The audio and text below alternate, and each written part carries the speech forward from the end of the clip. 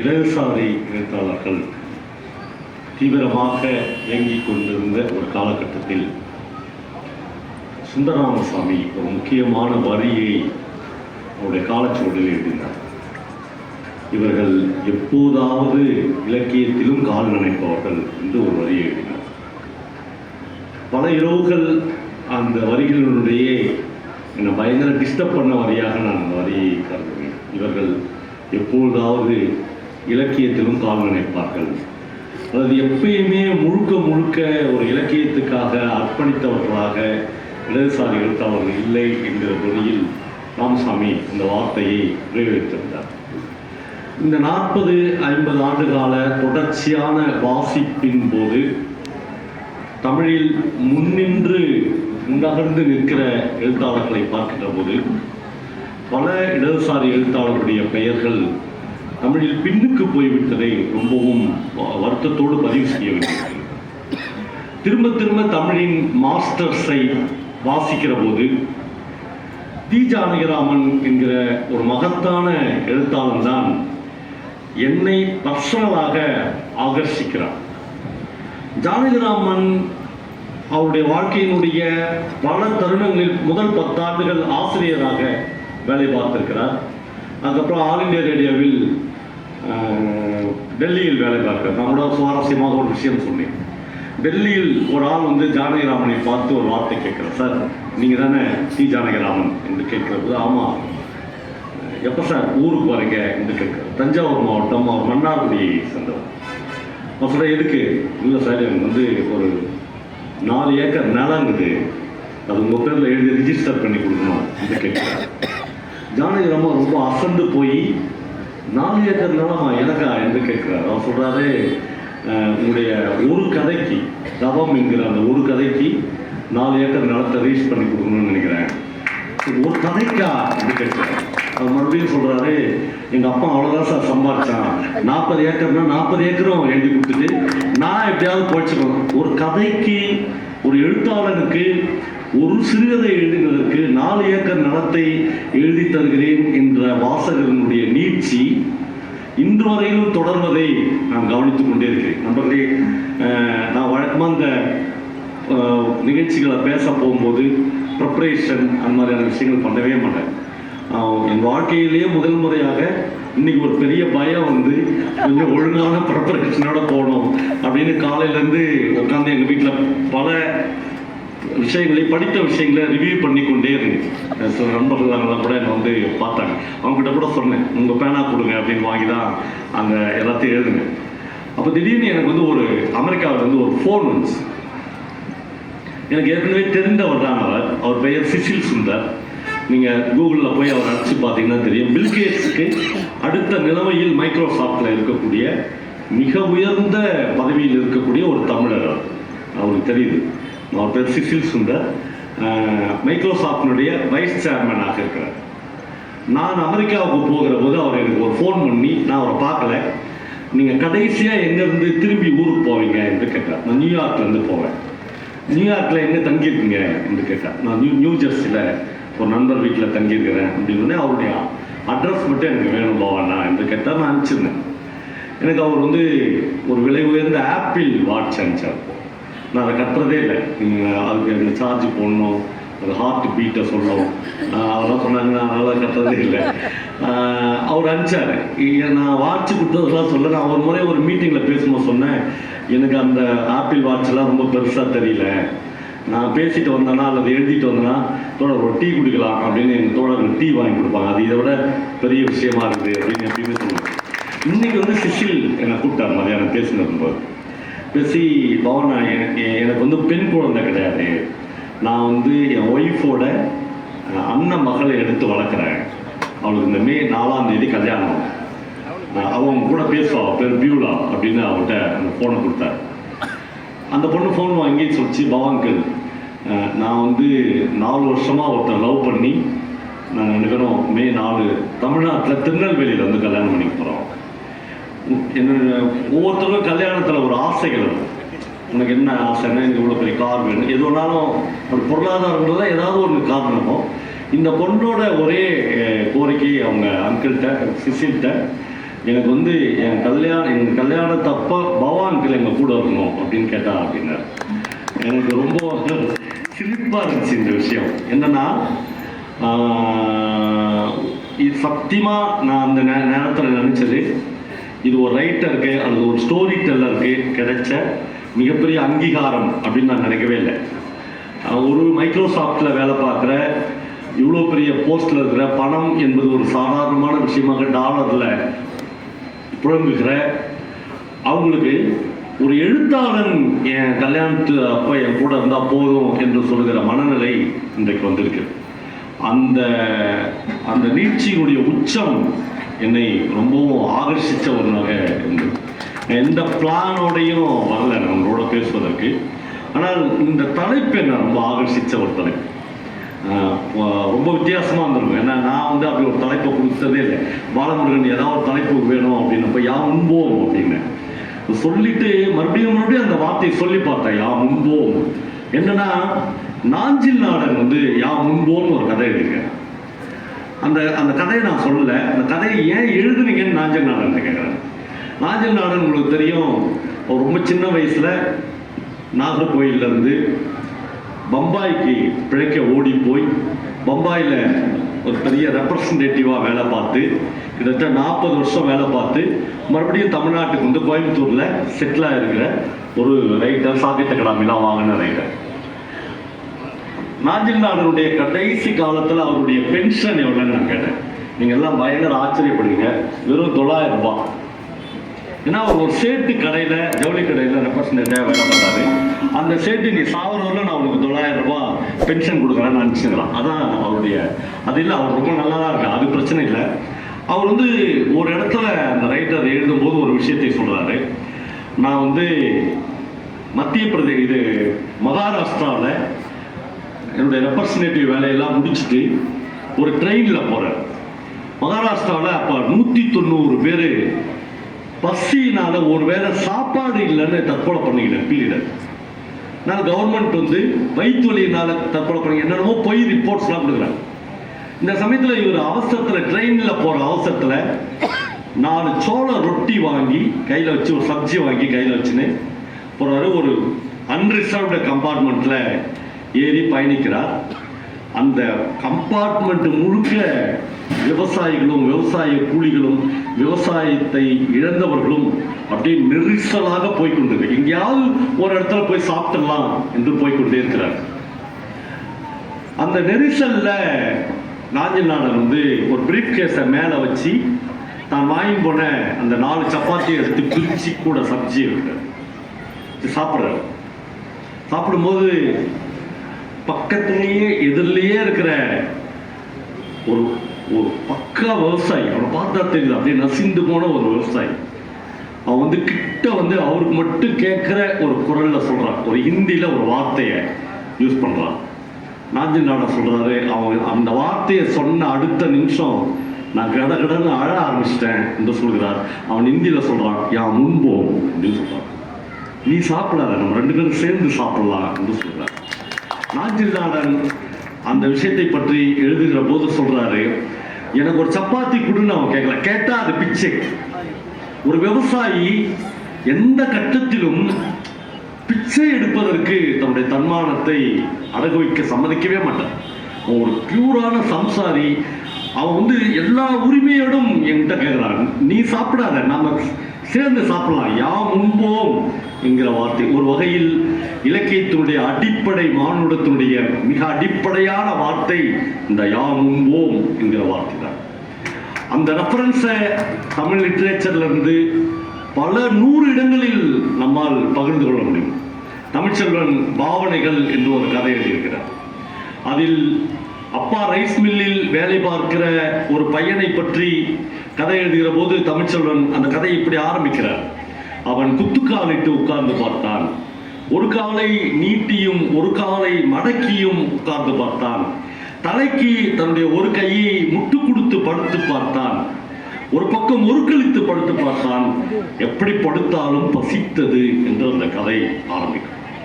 எப்படி படுத்தாலும் வசித்தது என்று அந்த கதையை ஒரு வாசகனாக என்னால் எப்பொழுதுமே தொடர முடிந்ததே இல்லை. தமிழில் நான் 4-5 கதைகளை தொடர முடியாமல் அப்படி விட்டிருக்கிறேன். பல மேடைகளில் சொல்லியிருக்கிறேன். நான் வண்ணநிலவனுடைய எஸ்தர் கதையை முழுக்க படித்ததே இல்லை. ஒரே ஒரு முறை கஷ்டப்பட்டு படித்தேன். அந்த கதை எனக்கு மைண்டில் நிற்கவே இல்லை. ஏனென்றால் அதில் வண்ணநிலவன் ஒரு வார்த்தை எழுதியிருப்பார். கடைசியில் எஸ்தர் சித்தியை ஊரிலேயே விட்டுவிட்டு போவது என்று முடிவானது, அவ்வளவுதான். அதற்கு மேல் அந்த கதையை நான் தொடர்ந்ததே இல்லை. ஒரு வார்த்தை தான். ஒரு வார்த்தைக்கான எவ்வளவு வீரியம் இருக்கும் என்பதை எழுத்தாளர்களும் வாசகர்களும் மாஸ்டர்ஸிடமிருந்து எப்பொழுதுமே கற்றுக்கொள்ள வேண்டும். எஸ்தர் சித்தியை ஊரிலேயே விட்டுவிட்டு போவது என்று முடிவானது என்று அன்டோல்டாக, சொல்லப்படாத விஷயங்களாக வண்ணநிலவன் அந்த கதையின் பக்கங்களை, வெற்று பக்கங்களை நிரப்பிக் கொண்டே போகிறார். அந்த கதையிலிருந்து நான் புரிந்து கொண்டது, அந்த ஊரில் இருக்கிற பஞ்சம். அந்த ஊரே காலி பண்ணி கொண்டு போய்கொண்டே இருக்கிறார்கள். ராத்திரி எல்லாம் அந்த குடும்பத்தில் எல்லோரும் ரகசியமாக பேசிக் கொள்கிறார்கள்.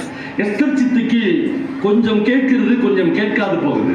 காலையில் விடுகிற போது எஸ்தர் சித்தியை ஊரிலேயே விட்டுவிட்டு போவது என்று முடிவாகிறது. வீட்டில் உள்ளவர்கள் எஸ்தர் சித்தியை ஊரிலேயே விட்டுவிட்டு போய்விடுகிறார்கள். அப்படி என்றால் இன்னும் அரை நாளிலோ ஒரு நாளிலோ பட்டினியால் எஸ்தர் சித்தி இந்த வீட்டில் பிணமாக கிடக்கப் போகிறாள். கேட்பாரற்ற பிணமாக இருக்க போகிறாள். அவளை அடக்கம் செய்வதற்கு கூட ஆள் இந்த ஊரில் இருக்க போவதில்லை. ஒரு கட்டத்தில் இந்த வீட்டை, இந்த குடும்பத்தை எஸ்தர் சித்தி எப்படியெல்லாம் தட்டி மேல் எழுப்பினார் என்று வண்ணநிலவன் அந்த கதையில் விவரித்துக் கொண்டே போகிறார். நமக்கு ஒரு எழுத்தாளனுடைய மகத்தான வெற்றி என்பது எல்லாவற்றையும் பேசிவிடுவது அல்ல, எல்லாவற்றையும் உரையாடல்களில் கொண்டு விடுவது அல்ல. அவன் வார்த்தைக்கு வார்த்தை, ஸ்பேஸ், வெற்றிடங்கள் அல்லது வெளி அல்லது சொல்லப்படாத தகவல்களை வாசகனுக்காக விட்டு போவதுதான் ஒரு சிறந்த படைப்பாக இருக்க முடியும் என்று எப்பொழுதுமே ஒரு நல்ல வாசகனாக நான் தேர்ந்தெடுத்துக் கொள்ள வேண்டும் என்று விரும்புகிறேன். நான் குழந்தைகள், பெண்கள், ஆண்கள் என்ற சுந்தரராமசாமியுடைய ஒரு நாவலை ஒரு முறை ஜெயகாந்தன் வெளியிட்டார். அந்த புக் பாயிண்ட் என்கிற அரங்கத்திற்கு நானும் என் நண்பன் கருப்பு கருணாவும் இங்கிருந்து பஸ் ஏறி அந்த ப்ரோக்ராமில் போய் உட்கார்ந்து கொண்டிருக்கிறோம். ஜெயகாந்தன் வந்து பேசுகிற போது சொல்கிறார், ஒரு நல்ல வாசகன் என்பவன் சங்கீதம் கேட்பது மாதிரி படிக்க வேண்டும் என்று ஆரம்பிக்கிறார். ஒரு நல்ல வாசகன் என்பவன் மியூசிக் கேட்பது மாதிரி வாசிக்க வேண்டும் என்று ஆரம்பித்து அவர் அந்த நாவலை பற்றி பேசிக்கொண்டே போகிறார். அதில் ஒரு வார்த்தை சொல்கிறார், என்னவோ நிஜ வாழ்க்கையில் மனிதர்கள் செத்து போகிற போது என்னால் தாங்கிக் கொள்ள முடியும், ஆனால் ஒரு நாவலில் ஒரு மனிதன் செத்து போவதை என்னால் தாங்கிக் கொள்ளவே முடியும். இந்த நாவலில் ஒரு மனிதன் இல்லை, லட்சம் என்கிற 12 வயதே நிரம்பாத ஒரு குழந்தை செத்து போகிறார். இந்த குழந்தை ஒரு பிளாட்பாரத்தில் வாழ்ந்து, ஒரு பிளாட்பாரத்தில் டீ குடித்து, ஒரு பிளாட்பாரத்தில் பிச்சை எடுத்து வாழ்ந்து போகிற அந்த லட்சம் என்கிற குழந்தை இந்த நாவலில் செத்து போகிறான். ராமசாமியை பார்த்து ஜெயகாந்தன் கேட்கிறார், லட்சோபல லட்ச மக்கள் வாழ்ந்து பிழைத்து புணர்ந்து வாழ்கிற இந்த உலகத்தில் அந்த லட்சமும் வாழ்ந்து விட்டு போகட்டுமே, அவனை ஏன் சாகடித்தீர்கள் என்று கேட்கிறார். ஒரு எழுத்தாளனுடைய மிகப்பெரிய கருணை. நம்மளை வாசிப்பு என்ன தந்துவிடும்? நான் ஏன் வாசிக்க வேண்டும்? எனக்கு இத்தனை ஆயிரம் சொத்து இருக்கிறது, எனக்கு 3 தலைமுறைக்கு சொத்து இருக்கிறது, நான் இவ்வளவு சொத்துக்களை சேர்த்து வைத்திருக்கேன், எனக்கு 4 வீடு இருக்கிறது என்றெல்லாம் நாம் எவ்வளவு வேண்டுமானாலும் பேசிக்கொள்ளலாம் நண்பர்களே.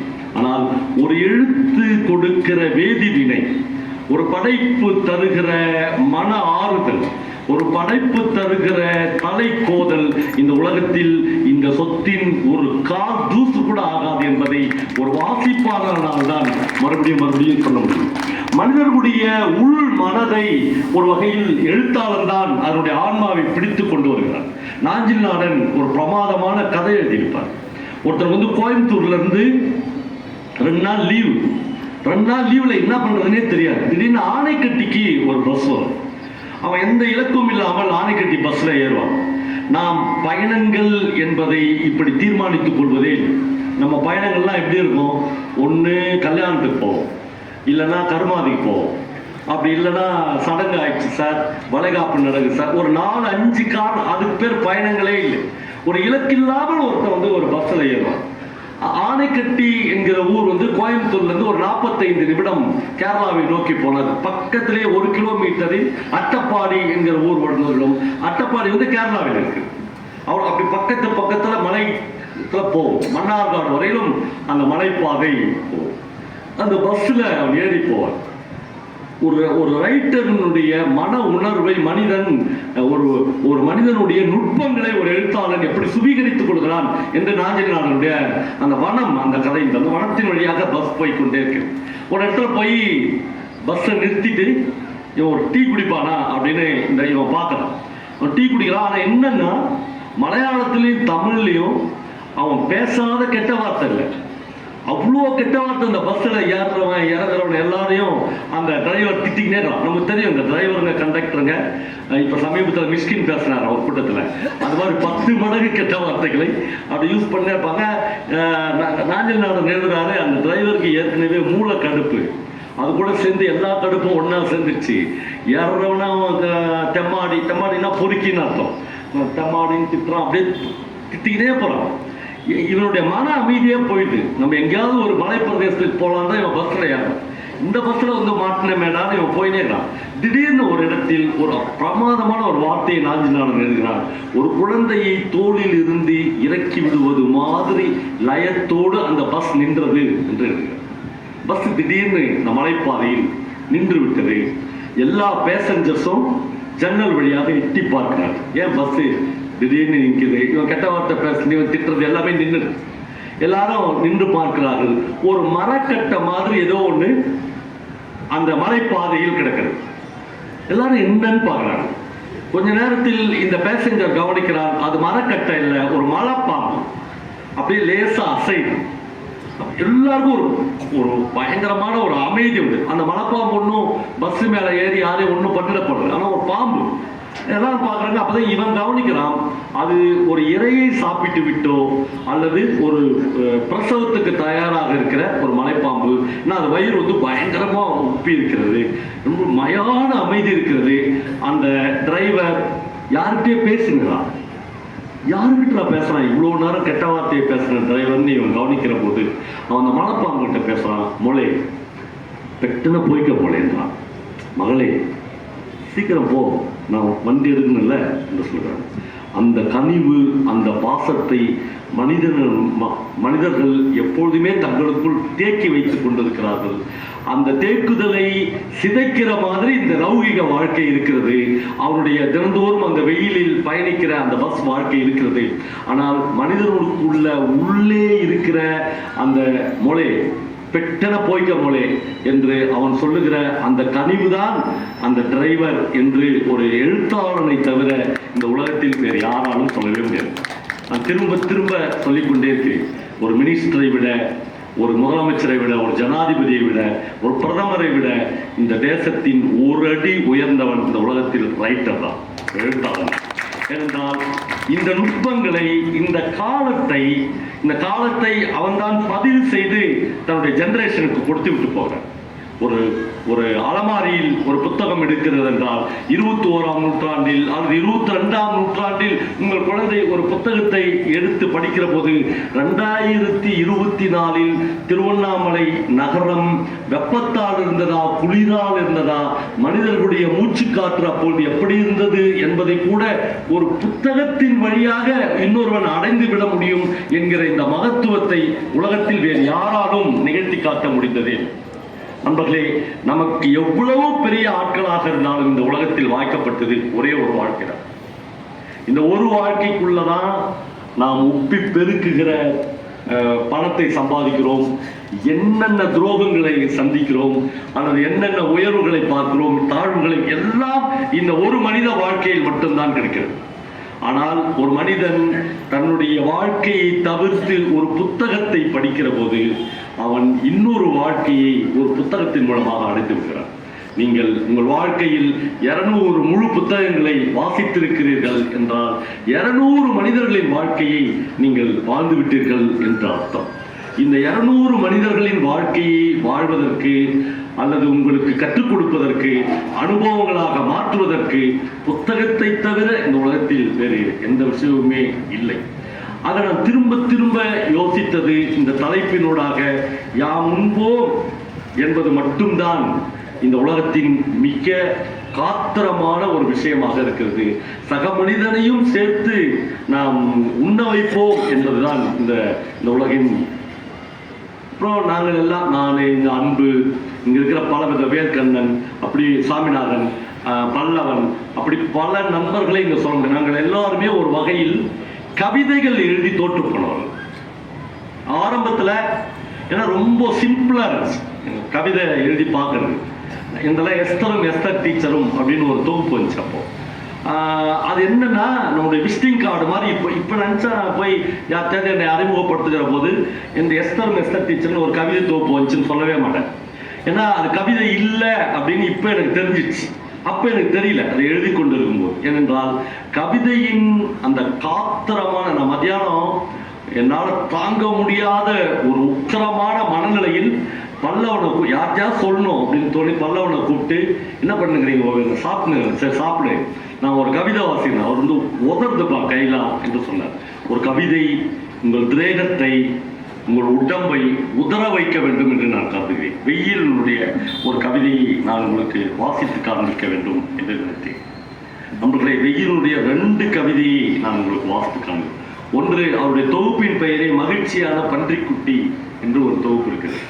நான் இந்த கவிதையினுடைய விஷுவல்ஸை நான் பார்த்து கொண்டே இருக்கிற போது பயங்கர பிரமிப்பாக எனக்கு ஒரு மனுஷன் ஒரு பொயனுக்குள்ள, ஒரு கவிதைக்குள்ள இத்தனை காத்திரமான வார்த்தைகளை சொல்லி நம்ம இவ்வளவு ஒரு விஷுவலுக்கு கொண்டு போய் விட முடியுமா என்று சார் ஒரு சார் ஒரு 10 மினிட்ஸ்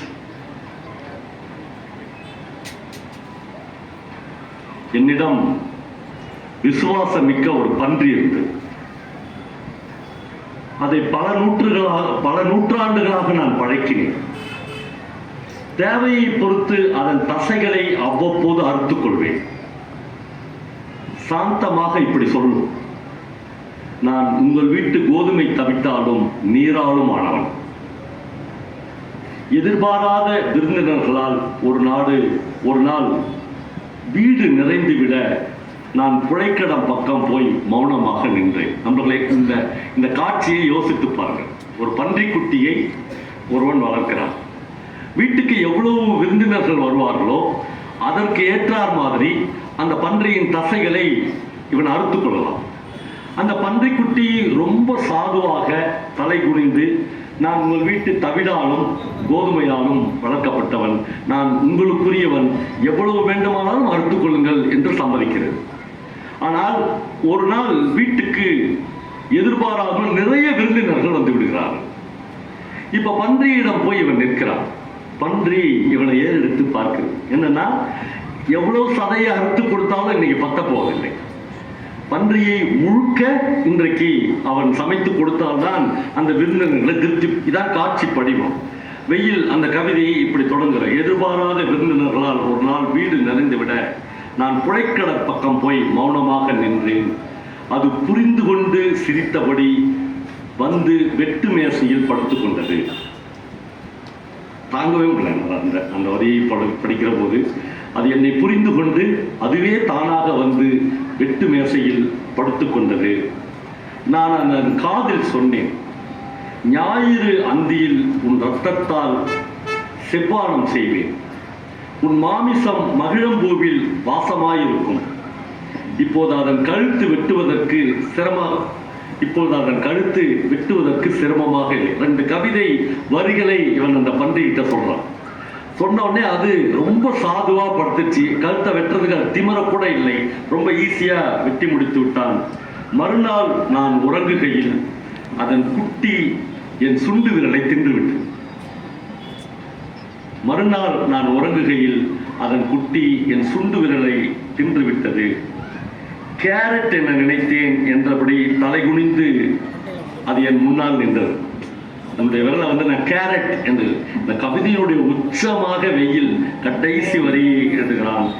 நான் அதன் விழிகளில் எதிர்ப்பின் சிறு ஒளி வளையத்தை முதன்முறையாக கண்டேன் என்ற கவிதையை. இந்த பன்றிக்குட்டியின் கண்களில் தெரித்த பார்வையில் அந்த பன்றிக்குட்டியின் எதிர்ப்பை முதல் முறையாக அவங்க அம்மா மாதிரி இது படத்துக்கு தயாராகவே இல்லை. நான் கேரட்டுன்னு நினச்சி உன்னுடைய சுண்டு வரல கடிச்சிட்டேன் என்று அது சொல்வது அதனுடைய உக்கிரத்தின் ஆரம்பம். நம்மளே ஒரு வாசிப்பு என்பது, ஒரு கவிதை என்பது, ஒரு கதை என்பது மனிதர்களுக்கு பல்வேறு படிமங்களை, பல்வேறு வாழ்க்கையினுடைய நினைவலைகளை மீட்டு தரக்கூடிய அதுதான் ஒரு சிறந்த இலக்கியம் என்று நான் எப்பொழுதுமே கருதுவேன். ஒரு லைஃப்ல இப்ப நான் இந்த கவிதையை படிக்கிற போது இது நிச்சயமாக பன்றியை பற்றிய கவிதையே இல்லை. இது பன்றி என்பது ஒரு குறியீடாக சொல்லுகிறான். நீங்கள் எல்லாவற்றுக்கும் உங்களுடைய வெட்டு மேசையில் ஒரு பன்றி படுத்துக் கொள்ளும் என்று எதிர்பார்க்கவே முடியாது. இன்னொரு சின்ன குட்டி உங்களுடைய சுண்டு விரலை கடிக்கிற ஒரு சின்ன பன்றிக்குட்டி எட்டி தாவி உங்கள் குளர்வலையை கவுவதற்கு ரொம்ப நாள் ஆகாது. அதனுடைய எதிர்ப்பு அந்த கண்களில் தெரிந்தது என்று ஒரு கவிஞன் எழுதுகிறார். ஆக ஒரு கவிஞன் காலத்தை மீறி, நூற்றாண்டுகளை மீறி நம்மை ஒரு இடத்தில் பிரவேசிக்க வைப்பதும், துடிக்க வைப்பதும், சித்திரவதை செய்வதும், மகிழ வைப்பதும், முத்தங்களை பெற்றுத் தருவதும், கலவிக்கு உட்படுத்துவதும், இதை எல்லாவற்றையும் ஒரு கவிதையின் வரிகள் செய்ய முடியும் என்று எப்பொழுதுமே கவிஞர்கள் நிரூபித்துக் கொண்டே இருக்கிறார்கள். அதனால்தான் இருக்கிற ஆர்ட் ஃபார்மில் ரொம்ப ரொம்ப நுட்பமான ஆர்ட் ஃபார்ம் என்று கவிதையை எப்பொழுதுமே சொல்வார்கள். நம்மளே நான் வெயிலினுடைய இன்னொரு கவிதையும் என ரொம்ப அட்டன்டிவாக நீங்கள் கவனிப்பதால் நான் இன்னொரு கவிதையும் உங்களோடு பகிர்ந்து கொள்ள விரும்புகிறேன். இந்த கவிதைக்கு தலைப்பு 13 அற்புத விளக்குகள் என்று வெயில் தலைப்பிட்டிருக்கிறார். இந்த கவிதையை அவன் இப்படி ஆரம்பிக்கிறான். நம்மளே இதெல்லாம் எப்படி இந்த வரிகளை எல்லாம் வாசித்து விட்டு, இந்த வரிகளோடு புழங்கி விட்டு ராத்திரி போய் படுத்து தூங்குவது என்று எனக்கு தெரியவில்லை. ஒரு கவிதை உங்களை அவ்வளவு டிஸ்டர்ப் பண்ணுமா என்றால் பண்ணும். நான் அவ்வளவு உக்கரத்தில் எழுதப்பட்ட வரிகளாக இந்த வரிகளை நான் பார்க்கிறேன். 13 அற்புத விளக்குகள் என்ற வெயில் இந்த கவிதைக்கு தலைப்பிட்டிருக்கிறான். எங்கள் வீட்டில் 2 விளக்குகள் இருக்கின்றன என்று அந்த கவிதை ஆரம்பிக்கிறது. எங்கள் வீட்டில் 2 விளக்குகள் இருக்கின்றன. ஒன்று அப்பா தற்கொலை செய்து கொள்ள வாங்கிய பூச்சி மருந்து பாட்டிலால் ஆனது என்று அந்த கவிதையை வெயில் தோன்றுகிறார். அப்பா தற்கொலை செய்து கொள்ள வாங்கிய பூச்சி மருந்து பாட்டிலால் ஆனது. அவரை சாத்தி வைத்திருந்த அதே மாடத்தில் தான் இக்கணம் அது நின்று எரிகிறது. சர்க்கார் உடுப்பில் வந்தவர்கள் வைக்கோல் நிறத்தில் இருந்த வயல் பத்திரத்தை பிடுங்கி போனார்கள். வண்டி சக்கர மை அழிவதற்கு முன் பெருவிரலை வெறிநாய்க்கு கடிக்க கொடுத்தார் அப்பா. இல்லாத வெள்ளாமைக்கு பூச்சி மருந்து வாங்கி 4 விரல்களால் ஏந்தி குடித்தார். ஒரு விரல் இல்லை. இல்லாத வெள்ளாமைக்கு பூச்சி மருந்து வாங்கி 4 விரல்களால் ஏந்தி குடித்தார். சாக்கு தைக்கும் ஊசியால் அதன் மூடியில் துளையிட்டு கோடி துணி திரியும் மண்ணெண்ணையுமாக இந்த விளக்கு உருவானது. இதன் வெளிச்சத்தில் தான் நான் உயிரெழுத்துகளையும் மெய்யெழுத்துகளையும் படித்தேன் என்று அவன் தன்னுடைய பால்ய காலத்தை நினைவு கொள்கிறான். இந்த விளக்கின் வெளிச்சத்தில் தான் நான் மெய்யெழுத்துக்களையும் உயிரெழுத்துக்களையும் படித்தேன். இவற்றை கொண்டு அப்பா எப்படி செத்தார் என்று எழுத முடியுமா என்றால் அம்மா. எனக்கு ஆச்சரியமாக இருந்தது. இளைய ராசா, இதுக்குள்ளதாயா உன் தலையெழுத்து இருக்கிறது என்றார். எனக்கு சிரிப்பாக வந்தது. 2வது விளக்கை பற்றியும் சொல்லிவிடுகிறேன். இது முதலும் கடைசியுமாக அம்மா குடித்த பிராந்தி பாட்டிலால் ஆனது என்று அந்த கவிதையை வெயில் தொடர்கிறார். இது முதலும் கடைசியுமாக அம்மா குடித்த பிராந்தி பாட்டிலால் ஆனது. அடுப்புக்கருகே அதன் நிரந்தர இடம். அம்மா தேம்பி அழுது கொண்டிருந்தாள். நானும் சேர்ந்து கொண்டேன். யாரோ காரணம் கேட்டார்கள். அவள் ஒரு வார்த்தையும் சொல்லவில்லை. அரை தூக்கத்தில் அவளாக புலம்பிக் கொண்டிருந்தாள். என் சேலப்பூவையெல்லாம் ராத்திரியில வித்துப்புட்ட. மொப்பம் கடனுக்குத்தான் சாவ செத்துப்புட்ட. உடுத்தாலும் அம்மனா, உசுரா இருந்தாலும் நான் புணந்தான்.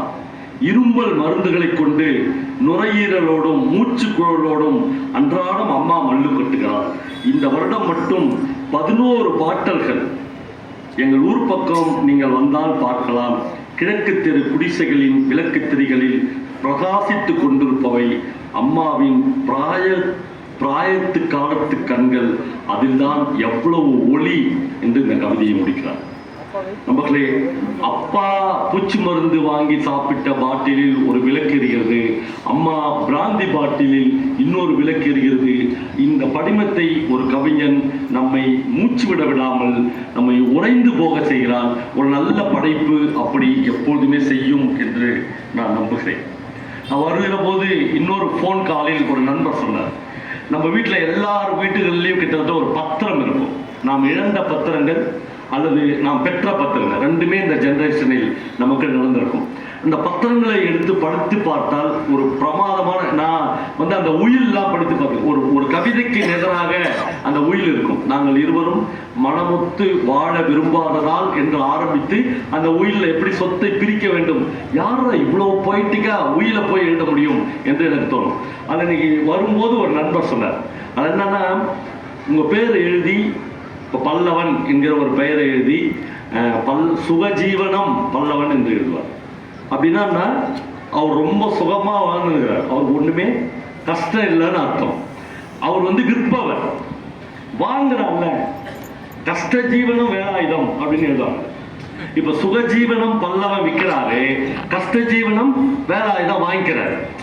இதான் வந்து ஒரு பத்திரத்தினுடைய கான்டெக்ட். நீங்க இப்ப யோசித்து பாருங்க, காலம் ஒரு வரியை எப்படி அர்த்தமற்றதாக ஆக்குகிறதுனா, இப்ப யோசிச்சு பாருங்க, பெரும் நிறுவனங்கள் தான் இப்ப இந்தியா முழுக்க, தமிழ்நாடு முழுக்க நிலங்களை அவங்களாம் கஷ்ட ஜீவனமா? ஒருத்த கூட கஷ்ட ஜீவன் தான் சுகஜீவனம், விற்கிறவன் தான் கஷ்ட ஜீவனம். ரெண்டுமே தலைகீழாக மாறிவிட்டு. அப்போ ஒரு நல்ல படைப்பு என்பது இதனோட கம்பேர் பண்ணி பார்த்தீர்கள் என்றால், சுந்தரராமசாமி திருவண்ணாமலை முற்றத்தில் பேசுகிற போது சொன்னார், இந்த உலகத்திலேயே மிக கொடுமையானது புத்திர சோகம் இல்லை என்று சொன்னார். தான் உயிரோடு இருக்கும் போதே மகன் செத்து போவது, அப்பா உயிரோடு இருக்கும் போதே மகன் செத்து போவது புத்திர சோகம் இல்லை. அதைவிட கொடுமையானது ஒன்று இந்த உலகத்தில் இருக்கிறது. ஒரு எழுத்தாளன் உயிரோடு இருக்கும் போதே அவன் எழுதிய ஒரு புத்தகங்களாக அவனுக்கு முன்னால் செத்து போகும். நம்பர்களே, நீங்கள் இப்பொழுது கணக்கெடுத்து பாருங்கள், திருவண்ணாமலையில் இதுவரையிலும் இந்த 40-45 ஆண்டுகளில் குறைந்தது எனக்கு தெரிந்து ஒரு 500 புத்தகங்கள் வெளியீட்டு விழாக்கள் நடந்தது. இந்த ஊரினுடைய மந்திரிமார்கள், இந்த ஊரினுடைய பிரமுகர்கள், அப்போதைய கனவான்கள் எல்லோரும் சேர்ந்து அந்த புத்தகத்தை வெளியிட்டிருப்பார்கள். ஒவ்வொரு புத்தக வெளியீட்டு விழாவின் போதும் இதைவிட சிறந்த புத்தகம் இன்னும் எழுதப்படவில்லை என்று அந்த புத்தகத்துக்கு முன்னுரை கொடுத்திருப்பார்கள். இந்த புத்தகத்துக்கு குறைந்தபட்சம் ஒரு சாகித்ய அகாடமி இல்லை, ஒரு நோபல் பரிசு கொடுக்க வேண்டும் என்று மேடைக்காக பேசியிருப்பார்கள். அந்த புத்தகங்கள் எல்லாம் எங்கே? அந்த புத்தகங்களை ஏன் ஒரு வாசகனும் தேடவில்லை? நான் ஒரு 10 நாளைக்கு முன்னால் ஜப்பானுக்கு போனேன். எனக்கு ஒரு பேராசை இருந்தது, யாருக்குமே இதுவரைக்கும் சொல்ல, இந்த மேடையில் மட்டும் நான் பகிர்ந்து கொள்ள விரும்புகிறேன். ஹாருகி முரகாமி என்கிற நோபல் பரிசு பெற்ற ஒரு எழுத்தாளனை எப்படியாவது இந்த பயணத்தில் சந்தித்து விட வேண்டும் என்கிற பேராசை எனக்கு இருந்தது. ஏனென்றால் ஜப்பானில் பிறந்து ஜப்பான் மொழியில் ஹாருகி முரகாமி எழுதின பூனைகள் நகரம் என்கிற ஒரு புத்தகத்தை நாங்கள் இங்கிருந்து வம்சி புத்தகத்தில் பதிப்பித்திருக்கோம். அந்த புத்தகத்தினுடைய ஒரு பிரதியை நான் கையோடு எடுத்துக்கொண்டு போனேன். எனக்கு என்ன ஆசைன்னா, ஏதாவது ஒரு சந்தர்ப்பத்தில் ஹாருகி முரகாமி நேரில் பார்த்து, எனக்கு எப்பொழுதுமே அப்படி சில வாய்ப்புகள், அதிர்ஷ்டங்கள் எப்பொழுதும் எனக்கு உருவாகும். பார்த்து, சார் இங்க பாருங்க, இந்த மொழியில உங்க புத்தகத்தை போட்டுக்கிறோன்னு அவர்கிட்ட காமிக்கணும் என்று போனேன். நான் போய் அங்க இருக்கிற நண்பர்கள்ட்ட கேட்டதெல்லாம், எப்படியாவது ஹாருகி முரகாமியை பார்க்கணும்னு. எல்லாருமே சிரிச்சாங்க. ஏன்னா நீங்க நினைக்கிற மாதிரிலாம் கிடையாது. ஹாருகி முரகாமி வந்து ஜாஸ் என்கிற ஒரு கிளப் டான்ஸ் நடத்தி கொண்டிருந்த ஒரு சாதாரண ஆள். ஆனால் அவர் வந்து முதலாக எழுத ஆரம்பிக்கிறார். எழுத ஆரம்பித்து இன்றைக்கு அவருடைய நிலைமை என்ன என்றால், கிட்டத்தட்ட 3 அல்லது 4 தீவுகளை சொந்தமாக வாங்கியிருக்கிறார். ஒரு பிளேன் வாங்கியிருக்கிறார். ஒரு அவர்கிட்ட வந்து ஒரு ஏரோப்ளைன் சொந்தமாக இருக்கிறது. அவரை ஜப்பானில் இருக்கிற யாருமே சந்திக்க முடியாது. அவ்வளவு பெரிய இடத்து ஜப்பானுடைய பிரதமரை உங்களுக்கு மருத்துவர் சிவராமன் எழுதியிருக்கிறார். 15% பேர் தான் ஜப்பானில் போய் ஓட்டு போடுவாங்க. மீதி 85% ஓட்டு போடுவதற்கே போக மாட்டாங்க. ஜப்பான் கவர்மெண்ட் வந்து நீங்களாம் போய் ஓட்டு போடுங்க என்று சொல்லவே மாட்டாங்க. ஏன் சொல்ல மாட்டார்கள் என்றால், ஜப்பானில் வசிக்கிற மக்களுக்கு யார் ஆட்சி செய்தாலும் கவலையே இல்லை. யார் ஆட்சி செய்தாலும் அவர்கள் நம்புகிறார்கள் ஊழல் செய்ய முடியாது, ஒரு தப்பும் செய்ய முடியாது. அந்த எக்ஸ்னாலும் ஒன்றுதான் அவங்களுக்கு, ஒய்னாலும் ஒன்றுதான். அதனால் ஓட்டு போட வேண்டிய அவசியமே அவங்களுக்கு இல்லை. அவ்வளவு டிசிப்ளின். எனக்கு அந்த டிசிப்ளின் பிடிக்கல. ஒரு ஆர்டிஸ்டா எனக்கு வந்து அப்படியே எல்லாரும் போய் கியூவில் நின்றுக்கிறான், அப்புறம் பார்ல குடிக்கிறதுனா கூட அவ்வளோ ஒழுங்கு அவங்ககிட்ட இருக்குது. அது ஒரு ஆர்டிஸ்டா எனக்கு பிடிக்கல. ஆனால் அவங்க வந்து எல்லாத்துலேயுமே ஒரு ஒழுங்கு வச்சுருக்கிறான். 2050 இந்தியாவில் ஒரு உலக நாடு எப்படி இருக்குமோ அந்த நுட்பங்கள் இருக்கு. என்கிட்ட ஒருத்தர் கேட்டார், ஏங்க அவ்வளோ டெக்னிக்கலாக என்னங்க வாழறோம்னா, ஒன்றும் இல்லை சார், டாய்லெட்டில் போய் உட்காந்தோம்னா நாம் வந்து இதுவரையிலும் வாழ்க்கையில் நம்ம கையை யூஸ் பண்ணி தான் கழுவோம். ஜப்பானில் ஒரு டாய்லெட் கூட அப்படி கிடையாது. அவன் 4 சுவிட்ச் வச்சுக்கிறான். நீ 4 சுவிட்சை எப்படி கற்றுக்கணும். போனோடனே ஒரு சுவிட்சை யூஸ் பண்ணிங்கன்னா கீழே இருந்து ஒரு தண்ணி ப்ரெஸ் பண்ணி உங்களை எல்லாம் வாஷ் பண்ணுது. இன்னொரு சுவிட்சை அழுத்துனீங்கன்னா ஒரு டாய்லெட் பேப்பர் வந்து உங்களுக்கு கம்ப்ளீட்டாக துடைக்குது. 3வது சுவிட்சை அழுத்துனீங்கன்னா ஒரு நல்ல அனல் காற்று வந்து உங்களை வந்து வெட் பண்ணுது. இப்படி வந்து அதாவது மனுஷனுக்கு வந்து எல்லாத்தையும் வந்து மிஷின் கிட்ட கொடுத்துட்டுக்கிறான். மிஷின்கிட்ட கொடுத்துட்டு இவன் ஒரு மிஷினை நம்பி வாழறான். நான் வந்து ஒரு ரூமில் படுத்துருந்தேன். என்னுடைய ஃப்ரெண்ட் வந்து என்னை எழுப்பி, பாபா சார் படம் பார்க்குறீங்களா என்று கேட்டார். பார்க்கலாம் அப்படின்னு அவர் வணங்கான் படம் பார்க்குறாரு. ஆனால் அந்த வீட்டில் அந்த ரூமில் டிவி கிடையாது, ப்ரொஜெக்டர் கிடையாது, நம்மளால அதெல்லாம் தெரியல, எதுவுமே இல்லை. அவர் ஒரே ஒரு ரிமோட் மட்டும் என்கிட்ட கொடுத்தார். எனக்கு ரிமோட் யூஸ் பண்ண தெரியாது சார்னா அவரே போட்டார். என்னன்னா 4 பக்கத்து சுவர்லேயும் நீங்கள் வணங்கான் படம் போடலாம். இதுக்கான மிஷினரி எங்கே சார் இருக்குதுன்னா அதெல்லாம் ரகசியம் சார். ஒண்ணுமே ஏதோ ஒரு லைட்டுக்குள்ள இவ்வளவு பெரிய ஒரு சின்ன மிஷின் தான். ஆனா எல்லாருக்குள்ளயும் இப்படி ஒரு மாடர்ன் டெக்னாலஜிக்குள்ள ஒரு நாட்டை வந்து அவன் கொண்டு போயிட்டான். ஆனால் நான் வந்த பிறகு என் பையன் வம்சி கிட்ட அந்த நாட்டை பத்தி பேசியிருந்தோம். வம்சி வந்து சொன்னா, அங்க வந்து நான் வந்து அங்க ஒருத்தரை பார்த்தேன், என்னுடைய நண்பர் ஒருத்தர் பார்த்தா, அவர் எனக்கு ஒரு இரவு விருந்து கொடுத்தாரு. அவர் என்ன பண்றாரு அப்படின்னு வம்சியுடைய ஃப்ரெண்டு என்கிட்ட கேட்டான். நான் சொன்னேன், இல்லை அவர் மிகப்பெரிய பணக்காரரு ஜப்பான்ல, அவர் எனக்கு ஒரு இரவு விருந்துலாம் கொடுத்தார். தமிழ்நாட்டுக்காரு, அவர் 2 பெரிய ஹோட்டல் வச்சுக்கிறாரு. தமிழ்நாட்டிலேருந்து யார் போனாலும் அவரை பார்க்காம வர முடியாது. அவர் பேர் குறிஞ்சி செல்வன் அப்படிலாம் சொன்னேன். வந்து சொன்னா, அவர் என்ன பண்றாருன்னு எங்க அப்பாட்ட கேளுங்க அப்படின்னா. என்ன பண்றாரு சொன்னா, அவர் ஜோசியம் சொல்றாருன்னு. என்ன அவர் தமிழ்நாட்டில இருந்து போய் ஜோசியம் சொல்லி மிகப்பெரிய கோட்டீஸ்வரனா மாறி. அப்ப 2050 டெக்னாலஜிக்குள்ள ஜப்பான் போயிடுச்சு என்றது பெருமிதமா, இங்க இருந்து ஒருத்தன் போய் என்னடா நீ போயிட்ட, நான் வந்து நாடு ஜோசியம் சொல்றேன் என்ன பாரு என்று சொல்ல. இப்ப இந்த முரண்பாடுகள் இல்ல, இந்த நேர் எதிரான முரண்பாடுகள், இந்த முரண்பாட்டுகளை தான் ஒரு ரைட்டர் பதிவு பண்ணிடலாம். ஒரு உல்லாச பயணி போய் பார்த்துட்டு வந்து, நான் ஜப்பான்ல ரொம்ப குள்ளமான பெண்களை பார்த்தேன், எல்லா பெண்களுக்கும் சப்ப மூக்க ஆரம்பிச்சு இதோட முடிச்சுக்கலாம். ஆனா ஒரு எழுத்தாளன் இதுக்குள்ள எப்பயுமே பிரவேசிக்கிற ஒரு விஷயமாக இருக்கு. நம்மளே நான் இன்னும் 2 விஷயங்களை உங்களோடு பகிர்ந்து கொள்ள வேண்டும் என்று ஆசைப்படுகிறேன். இப்போ நான் பச்சையப்பன் பேசும்போது சொன்னேன், பச்சையப்பன் திரும்ப தமிழ் ரைட்டர்ஸை படிக்கும் போதெல்லாம் எனக்கு தோன்றது, ஜானகிராமன் தான் தமிழ்ல மாஸ்டர். மற்ற எல்லாரும் ஏதோ ஒரு வகையில் ஒரு படி அவருக்கு கீழே தான் இருக்கிறார்கள் அப்படின்னு அவர் சொன்னாரு. சிலிர்ப்பு ஒரு கதை போதும் சார் என்று சொன்னார். ஆனால் எல்லா ரைட்டருக்கும் அப்படி ஒரு கதை மாஸ்டர் பீஸ் என்று இருக்கிறது. ஆனால் நண்பர்களே, இன்னும் ஊடுருவி நீங்கள் அந்த எழுத்தாளனுக்குள்ளாக போனீர்கள் என்றால் சிலிர்ப்பு மட்டும் இல்லை, ஜானகிராமனுடைய கோபுர வெளிச்சம் என்று ஒரு கதை இருக்கு. ஜானகிராமனுடைய அந்த ஒரு பாம்பை வந்து ஒரு குழம்புல விழுந்துடும், காண்டாமணி என்று ஒரு கதை இருக்கு. ஜானகிராமனுடைய கடன் தீர்ந்தது என்று ஒரு கதை இருக்கிறது. அப்படியே சொல்லிக்கொண்டே போகலாம். ஒரு கதையில் கூட செகண்டரியாக எழுதுவதற்கு அவர் தயாராக, எல்லா கதைகளையும் ஒரு மாஸ்டர் பீஸாக அவர் எழுதிருக்கு. இன்னைக்கு நான் ஜானகிராமனுடைய ஒரு புது கதையை, இதுவரையிலும் படிக்காத ஒரு கதையை படித்தேன். அந்த கதைக்கு தலைப்பே அவ்வளோ வித்தியாசமாக இருக்கு. சோறு போட்டு 40 ரூபாய். ஆமா, சாப்பாடு போட்டு 40 ரூபாய் அந்த கதையின் பெயர். நம்மளே ஜானகிராமன் எல்லா கதைகளையும் அவருடைய சொந்த கேஸ்ட்ல இருந்து எழுதுகிறார், பிராமண கேஸ்ட்ல இருந்து எழுதுகிறார், மேக்சிமம் எழுதுகிறார். எனக்கு இந்த திருவண்ணாமலை இலக்கியம், வடார்காடு இலக்கியம் என்று ஒரு பெயருக்கு பிரித்துக் கொள்ளலாமே ஒழிய இலக்கியம் எப்பொழுதும் மானுடத்தை பேச வேண்டும் என்றுதான் நான் எப்பொழுதுமே நான் அந்த கதையை படித்து முடிக்கிற போது திருவண்ணாமலையிலிருந்து ஒரு வன்னிய சமூகத்தை சேர்ந்த ஒரு பையனோ ஒரு தலித் சமூகத்தை சேர்ந்த பையனையோ கூட இந்த கதையோடு அப்படியே பொருத்தி கொள்ளலாம். அந்த தஞ்சாவூரிலிருந்து போகிற கும்பிடி வைத்த அந்த பிராமண பையனை அதிலிருந்து நீக்கி விடலாம் என்று தோன்றியது. ஒரு நல்ல வாசிப்பாளனுக்கு அப்படி தோன்றும். ஜானகிராமனுடைய சிம்பிளான கதை ஒன்றும் இல்லை. ஒரு ஐயர் வீட்டில் அம்மாஞ்சியாக ஒரு பையன் இருக்கிறான். உங்களுக்கு தெரியும் அம்மாஞ்சின்னா என்னன்னா என்ன சொல்லலாம், வெள்ளந்திலாம் இல்லை, அது நல்ல வாக்கு இல்லை, ஒன்றுத்துக்குமே உதவாத ஒரு வீட்டில் ஒரு பையன் இருப்பான். அவனுக்கு எதுவுமே தெரியாது.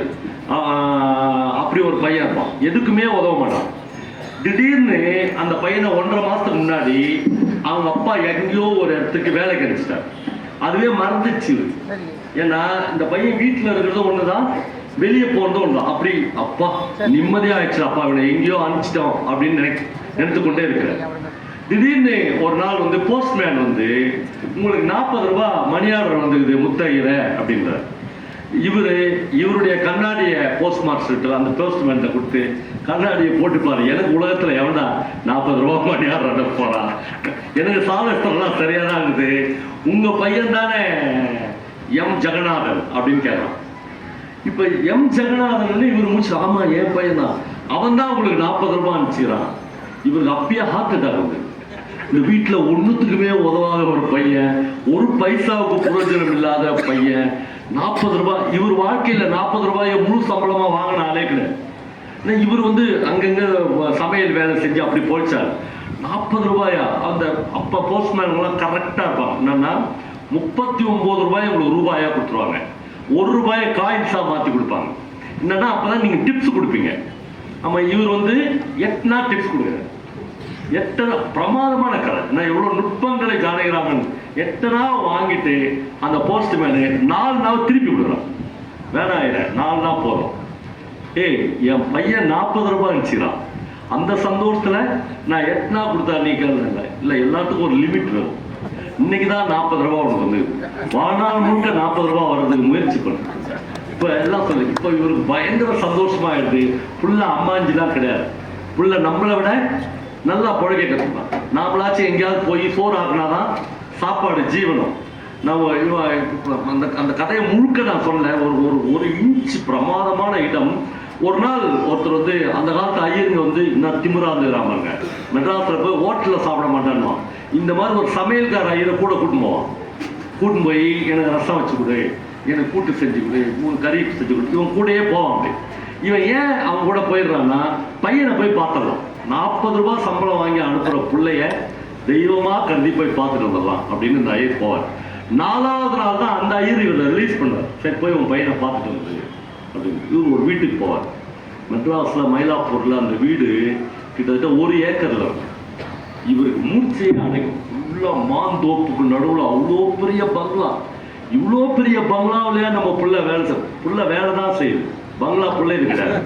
ஆமா இவர் வந்து அந்த பெருமிதத்தோட போய் அங்க இருக்கிற எல்லாத்தையும் கேட்பார். அந்த பையன் பேரை சொல்லி அவங்க அப்பா. அப்படி ஒரு பையனே யாருமே தெரியாது. ஏன்னா அவன் அந்த வீட்டுல எவ்வளவு பேர் வேலை செய்வாங்க, இந்த பையன் பேர் தெரியாது. வீட்டுல இவனுக்கு வேற பேரு, அங்க வேற பேரு. இப்படி போய் போய் போய் போய் போய் ஜானகிராமன் இந்த சிடுக்கா அப்படியே முடிச்சுனே போற. ஒரு இருட்டு ரூமுக்குள்ள போய் அங்க இருப்பான் பாருங்கன்னு சொல்றேன். ஒரு அப்பா தன்னுடைய மகனை பார்க்கிறார். எந்த கல் மனது படைத்த வாசகனும் அழாமல் அந்த பக்கத்தை தொடர முடியவில்லை. இந்த பையன் ஒன்றும் இல்லை, அந்த வீட்டில் உள்ள பெரிய ஐயர் ஒருத்தர் இருக்கிறாரு. அவரை ஒரு சேர்ல உட்கார வைத்து விட்டு ஒரு இருட்டில் அவருடைய தலைக்கு மசாஜ் பண்றான், தலையை சொரிஞ்சு விட்டுறான். இந்த காட்சி தான் இந்த ஐயர் பார்க்கிறார். நான் பையன் பார்த்தா அவனுக்கு அப்படியே ஒன்றொன்றாக புரிகிறது. முற்றிலும் சிதைந்து போன ஒரு உடலை கொண்டவன் அந்த பெரிய ஐயர். அவனுக்கு தொழுநோய், உடம்பு, கை, கால். அவர் வந்து அவரு தலையை சொரிய போறாரு. 3 விரலே. ஒரு தொழுநோய் பிடிச்சவனுக்கு வந்து அவனை பராமரித்து கொண்டு அந்த பையன் 40 ரூபாயை வாங்கி நம்ம வீட்டுக்கு மணி ஆர்டர் பண்ணியிருக்கிறானே என்று ஒரு தகப்பனாக அவன் துடித்து போகிறான். அவனுக்கு என்ன சொல்றதுன்னே தெரியல. ஆனால் அவர் வந்து ரொம்ப கேஷுவலாக இந்த பையன் இல்லைனா எனக்கு ஒன்றுமே இல்லை, ஒரு காஃபி போட்டு கொடு. காஃபி கூட இவரால் அந்த வீட்டில் பிடிக்க முடியவில்லை. அவர் சொல்கிறார், ஒன்றும் இல்லை, நான் ஏன் நேராக புறப்பட்டு வந்துட்டேன்னா என் சிநேகிதக்காரனுடைய ஒரு கார் இருக்குது, அது வந்துட்டேன். அவங்க அம்மா படுத்த படுக்கையாக இருந்தா, நாளைக்கோ 4 மணிக்கோ செத்துருவா, பிள்ளைய கடைசியாக ஒரு தடவை பார்க்கணுன்றா, என் பிள்ளைய நான் கூட்டின்னு போட்டுமா, அம்மா செத்துட்ட பிறகு திருப்பி அனுப்பிச்சிட்றேன் என்று ஒரு பொய் சொல்லிவிட்டு பையனை கூட்டின்னு போகிறேன். பையனுக்கு ஒன்றுமே புரியல. அப்படியே பையனை கூட்டின்னு போகும்போது ஒரு பஸ்ஸில் ஏறி விட்டு அவர் வந்து சொல்கிறாரு, இந்த வேலையாடா செய்கிறேன். அந்த பையன் ஏன்னா வந்து ஒரு இன்னசென்ட், உங்களுக்கு தெரியும், அவரோட அம்மாஞ்சி, அவனுக்கு வந்து ஒரு தொழுநோயாளியினுடைய வீட்டில் வேலை பார்ப்பது என்பது அவ்வளோ அவமானமாக தெரியவில்லை. அவன் சொல்கிறான், என்னப்பா ஏன் என்னை கூட்டின்னு போகிற, உண்மையிலேயே அம்மா சாவ கிடக்குதா என்று கேட்கிறான். அவன் சொல்கிற, உனக்கு புரியலையா?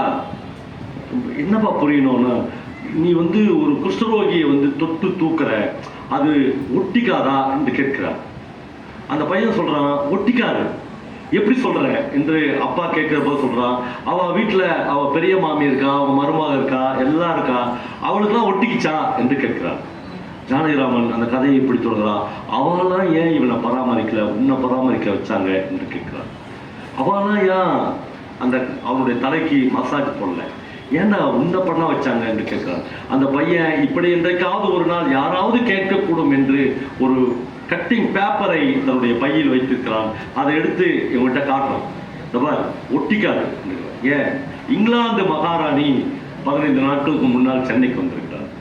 இந்த மாமா மாதிரியே இருக்கிற ஒரு குஷ்டரோகியின் இல்லங்களுக்கு அவள் போயிருக்கிறார். இந்த பாருங்க, எல்லார் கையிலையும் அவள் தொட்டு கை கொடுக்கிறார், எல்லாரையும் அவள் வந்து தடவி கொடுக்கிறார். அவளுக்கு ஏன் ஒட்டல, எனக்கு ஏன் ஒட்டும் என்று அந்த பையன் கேட்கிறார். நண்பர்களே, அந்த பையனுக்கு ஒரு சல்யூட் அடிக்க வேண்டும் போல இருந்தது.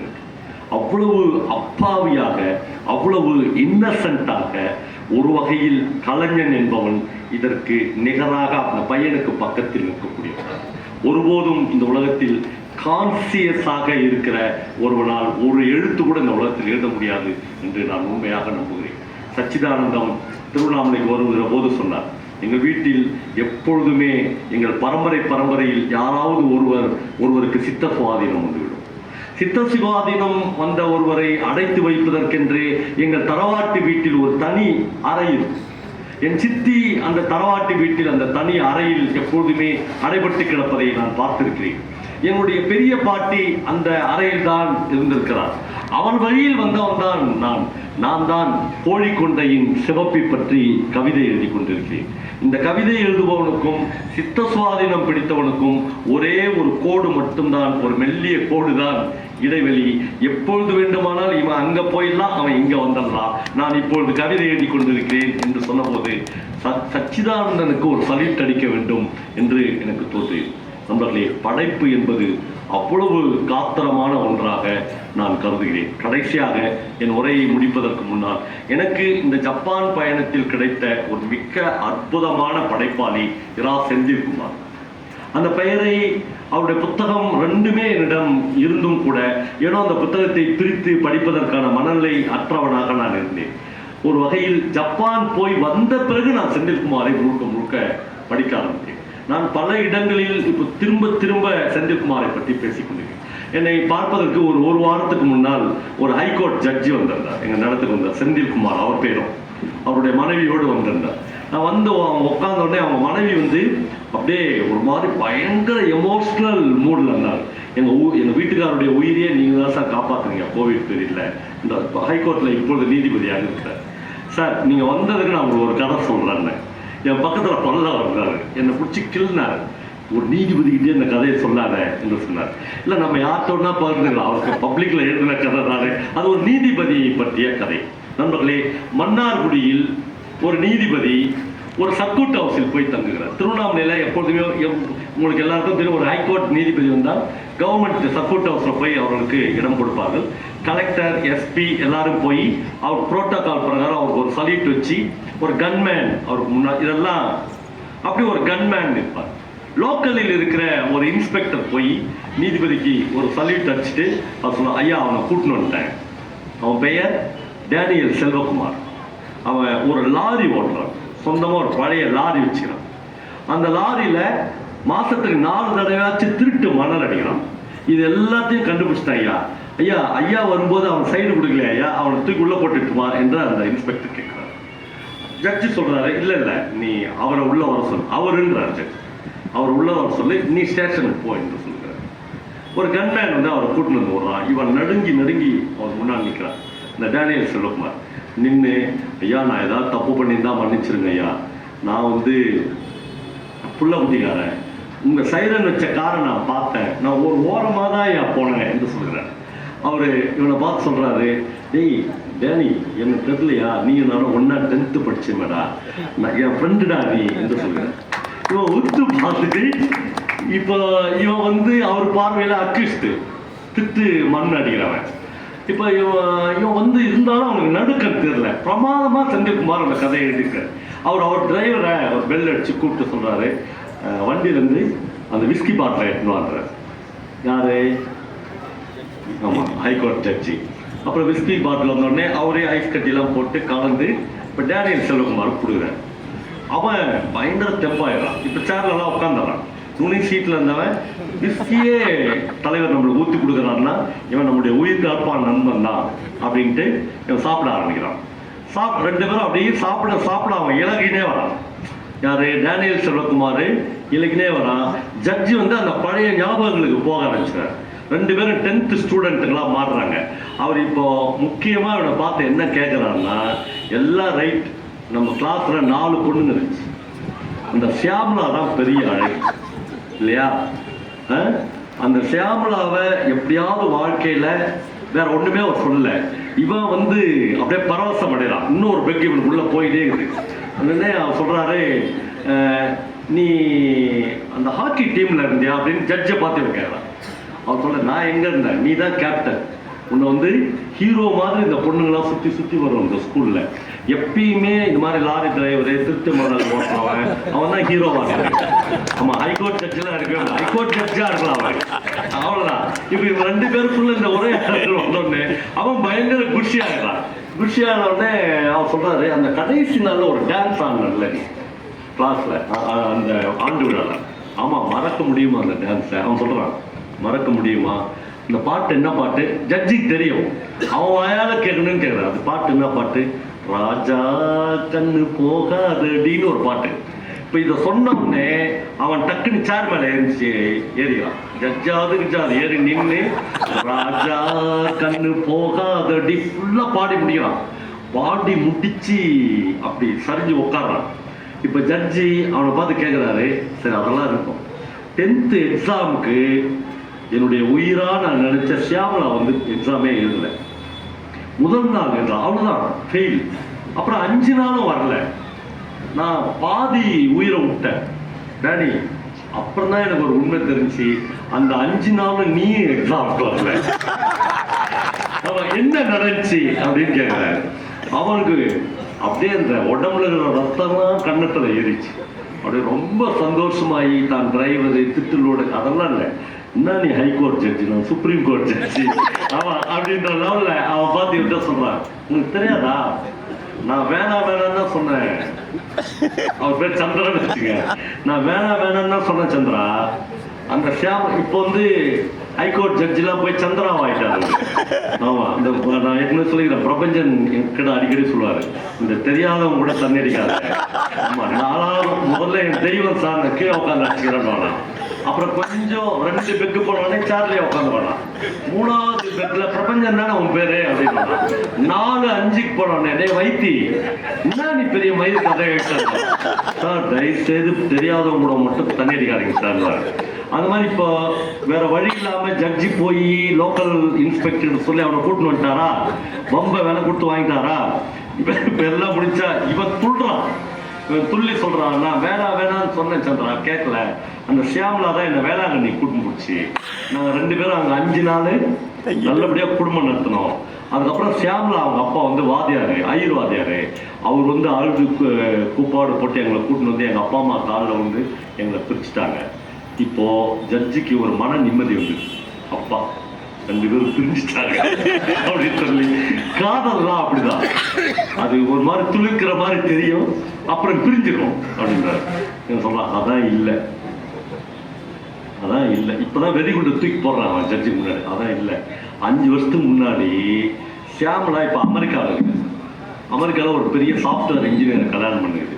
அதோட இருக்க வேண்டியதானே, என் நம்பரை கண்டுபிடிச்சி எனக்கு ஃபோன் பண்ணிச்சு. பண்ணி டேனி எப்படா டேனிக்கிறேன்னு கேட்டு, ஐயோ அந்த ஆனந்தத்தில் இன்னொரு ஜென்மமே எனக்கு வேணாம் சந்திரா, அவ்வளோ காதல் இருந்துச்சு. இவன் அவர்கிட்ட சொல்கிறான். இப்போ ஜட்ஜி இதுக்கு மேலே இவனை லீட் பண்ண முடியாது. ஏன்னா உச்சபட்சமாக இவர் இங்கே போயிட்டாரு, மணலோடு மேலே போயிடுச்சு. அவர் சொல்கிறாரு, ரைட்டு டேனி நீ புறப்படு, நம்ம இன்னொரு நாள் பார்க்கலாம். இப்போ கன்மேன் போய் அவரை விட்டு வந்துடுறான். இவன் வர இதெல்லாம் டான்ஸ்லாம் ஆடி சரிஞ்சுலாம் இருந்தானா கொஞ்சம் தண்ணி கிண்ணி தெளிச்சு அவனை போய் விட்டு வந்துடுன்னு அனுப்பிடுறாரு. கதையினுடைய உச்சம் இதான். இப்போ இவ்வளோ நேரம் நடந்த உரையாடல் எதுவுமே கிடையாது. அவர் டவுன் ஸ்டேஷனுக்கு ஒரு ஃபோன் போடுறாரு. இன்ஸ்பெக்டர் ஃபோன் எடுத்து, ஐயா ஒன்றும் இல்லை, அடுத்த தடவை அந்த டேனி திட்டுலோடு அடிக்கும்போது அரெஸ்ட் பண்ணிடு, தூக்கி அவனை உள்ள போட்டு லாரியை சீஸ் பண்ணிடு. இப்போ ஜட்ஜி வந்து நிம்மதியாக நம்மள ஹைகோர்ட் ஜட்ஜி அவரு. ஆனால் அந்த 10th நம்மளுக்கு கிடைக்குன்னு நினைச்ச ஒரு பொண்ணை இவன் எல்லாம் முடிச்சிட்டான்ற ஆதங்கம் இல்லை. 40 வருஷம் பொறுத்தும் ஜட்ஜால அதை மறக்கவே முடியல. இப்போ இவனை கூட்டின்னு வர வேண்டிய அவசியமே இல்லை. டவுன் இன்ஸ்பெக்டர் அவமான அவங்க எங்கேயோ இருந்தான்.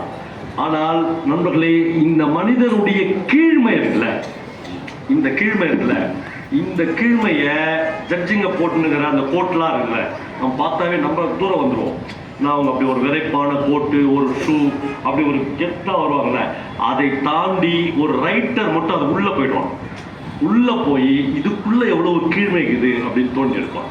நம்ம சுந்தரராமசாமி என்கிற ஒரு மகத்தான கலைஞன் சொல்கிறார், நாம் எல்லாரும் வாசற்புறம் உட்கார்ந்து ஒரு குடும்பத்தில் எவ்வளவு நல்லது இருக்கிறது, எவ்வளவு உன்னதங்கள் இருக்கிறது, எவ்வளவு மேன்மைகள் இருக்கிறது என்று கணக்கு பார்த்து கொண்டிருந்த நேரத்தில் ஜி நாகராஜன் என்கிற ஒரே ஒரு எழுத்தாளர் மட்டும்தான் புழக்கடை பக்கம் உட்கார்ந்து இந்த வீட்டிலிருந்து எவ்வளவு அழுக்கு வருகிறது, இந்த வீட்டிலிருந்து எவ்வளவு நாற்றம் வருகிறது, இந்த வீட்டிலிருந்து எவ்வளவு குப்பைகளை வாரி கொட்டுகிறார்கள் என்று பார்த்தால், அதனால்தான் ஜி நாகராஜன் என்கிற ரைட்டர் இவ்வளவு குறைவாக எழுதியிருந்தாலும் கூட தமிழ் இலக்கியத்தில் அவனுக்கென்று இருக்கிற இடத்தை யாராலும் மறுதளிக்கவே முடியாது என்று எழுதுகிறார். நம்மளே, என்னுடைய உரையை நிறைவு செய்வதற்கு முன்னால் நான் இன்னும் ஒரு கதையினுடைய ஒரு மையத்தை சொல்ல வேண்டும். இந்த ரயில் பயணங்களும் பேருந்து நிலையங்களும் தான் எழுத்தாளர்களுக்கு பல நினைவுகளை கிளறி கொண்டு வரும். அதைத்தான் அவன் மறக்காமல் போய் எழுதி விடுகிறான். இந்த கதையை எழுதின இரா செந்தில்குமார், இந்த கதையின் பெயர் வஸ்திராபரம். இந்த கதை தஞ்சாவூரிலிருந்து முதல் வகுப்பு ரயிலில் ஏறுகிற நான் தான் இந்த கதையை சொல்ல போகிறேன். நான் தான் ரயிலில் ஏறிட்டேன். எங்கள் அப்பா தான் கொஞ்ச நேரத்துக்கு முன்னால் ஒரு 2 வீலரில் வந்து என்னை ரயில்வே ஸ்டேஷனில் விட்டு போகிறார். நான் முதல் வகுப்பில் ரயில்வேயில் புக் செய்திருக்கிறேன். ரயில் புறப்படுவதற்கு முன்னால் கரெக்டாக ஒரு பொண்ணு, ரொம்ப அழகான ஒரு பொண்ணு வந்து ஒரு கருப்பு கலர் சுடிதார் பொண்ணுங்கிற பொண்ணு தன் பெயர் இருக்கிறதா அந்த பாக்ஸில் என்று பார்த்துவிட்டு ஒரு தாத்தாவோடு மேலே ஏறுது. அவருக்கு ஒரு 80 வயசு. நானும் ஏறு. 3 பேர் தான் அந்த 4 பேர் கொண்ட அந்த அறையில் இருக்கணும். இப்போ ஏறி உட்கார்ந்த உடனே அந்த வயசானவரை நான் பார்க்கிறேன். அவர் என்னை பார்த்து சொல்றாரு, வணக்கம், என் பெயர் ராமச்சந்திரன். நீங்கள் ராமச்சந்திரா மெடிக்கல்ஸ், ராமச்சந்திரா ஜவுளி கடை இதெல்லாம் கேள்விப்பட்டிருப்பீர்களே, அதெல்லாம் ஒரு காலத்தில் இருந்துதான் என்று ஆரம்பிக்கிறார். இதனால நாடகத்தில் வசனம் பேசுகிற மாதிரி எவ்வளோ ஒருத்தர் நம்ம முன்னாடி வசனம் பேசுகிறான்னு எனக்கு ஒன்றுமே புரியல. அவர் மறுபடியும் சொல்கிறார், நீங்கள் கேள்விப்பட்டது இல்லையா ராமச்சந்திரா மெடிக்கல்ஸ், ராமச்சந்திரா ஜவுளி கடை? நான் கேள்விப்பட்டுக்கிறேன் சார் என்று சொல்கிறேன். அவர் அந்த மேலே இருக்கிற அந்த பொண்ணு வந்து, தாத்தா கொஞ்சம் கம்முன்னு தாத்தா, எனக்கு ரொம்ப அசிங்கமாகுது என்கிற மாதிரி அவரை அடக்குகிறார். ஆனால் அவருக்கு என்னன்னா 10 நிமிஷத்துக்கு ஒரு தடவை அவர் பேசுறதெல்லாம் மறந்துடும்.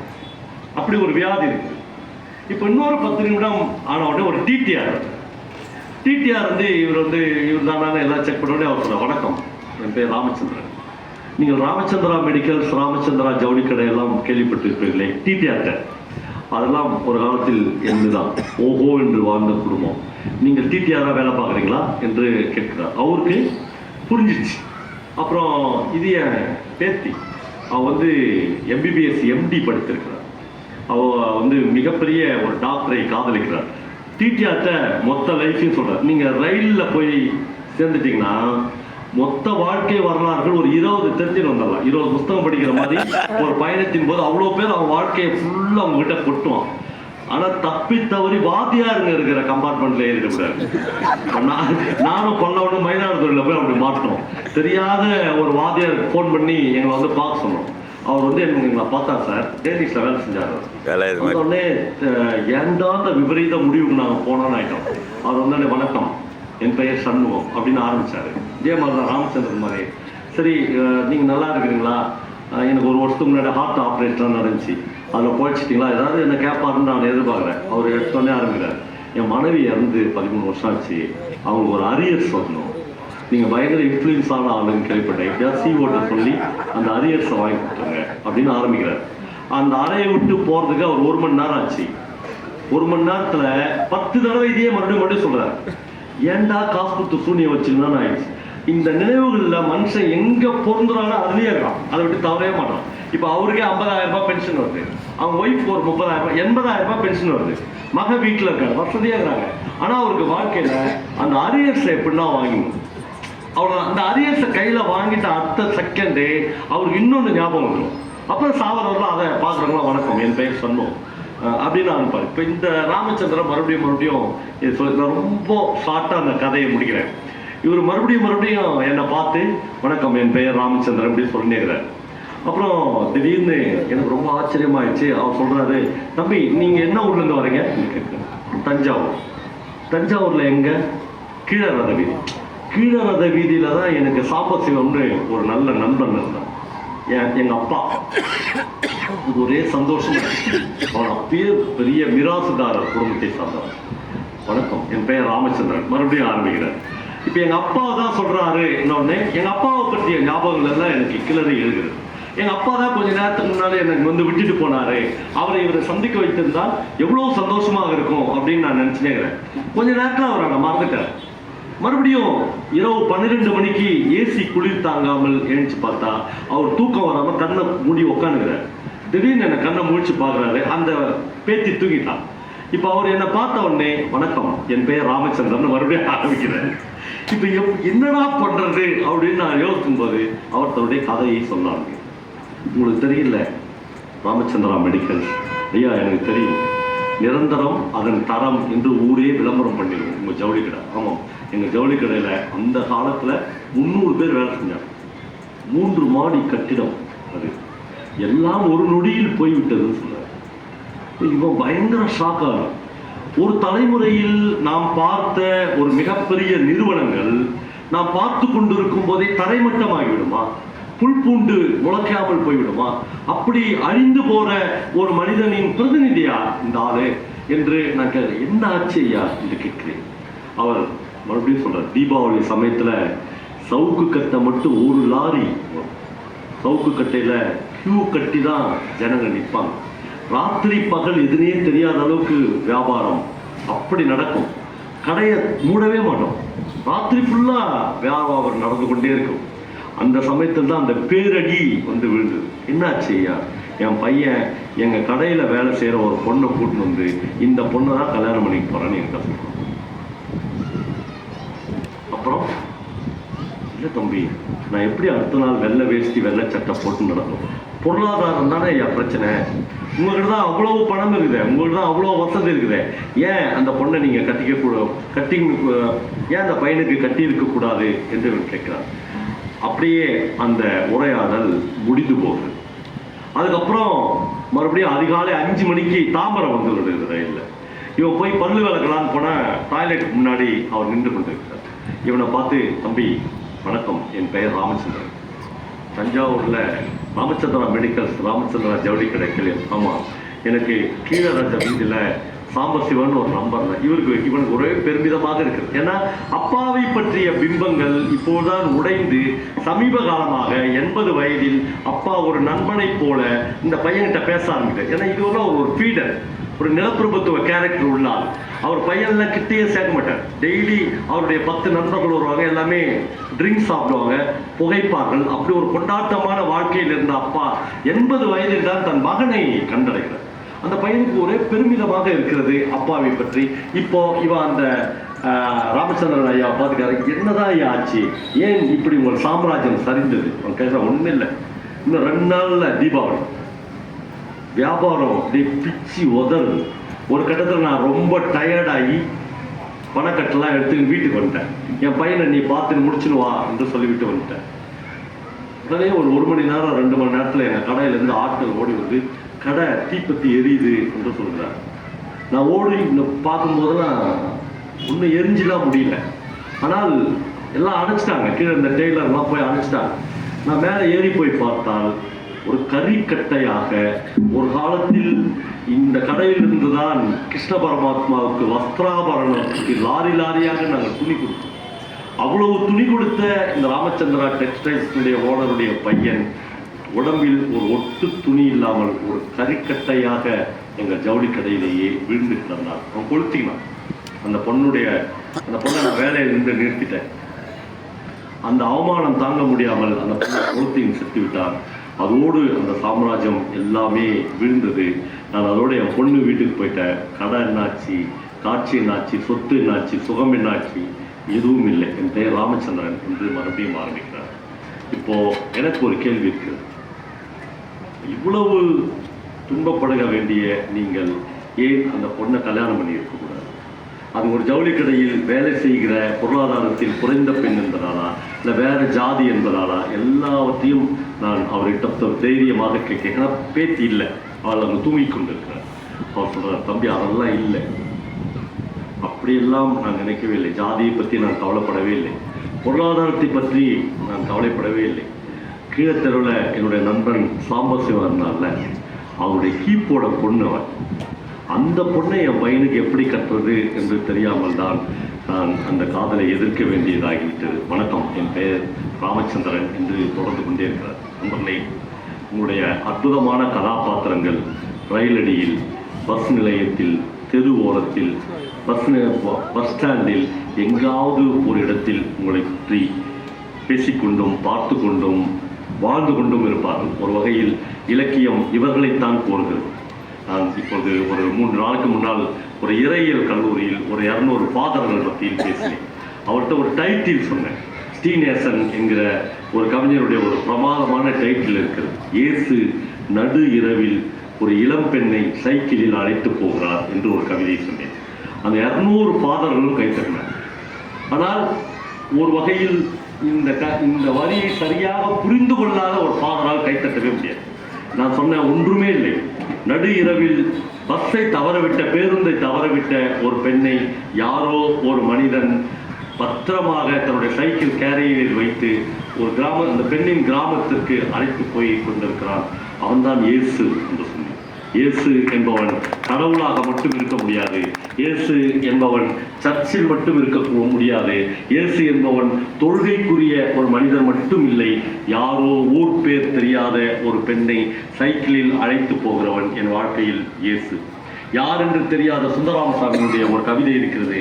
யார் என்று தெரியாத ஒரு பெண், பொட்டிட்டுக் கொள்ளவும் மையிட்டுக் கொள்ளவும் கூட அவளுக்கு விருப்பம் இல்லை. அவளுக்கு என்ன வயது என்று தெரியவில்லை, அவள் பெயர் என்னவென்று தெரியவில்லை. ரயில்வே நிலையத்தில் நின்று கொண்டிருக்கிறார். சுந்தரராமசாமி அந்த கவிதையை இப்படி முடிக்கிறார்.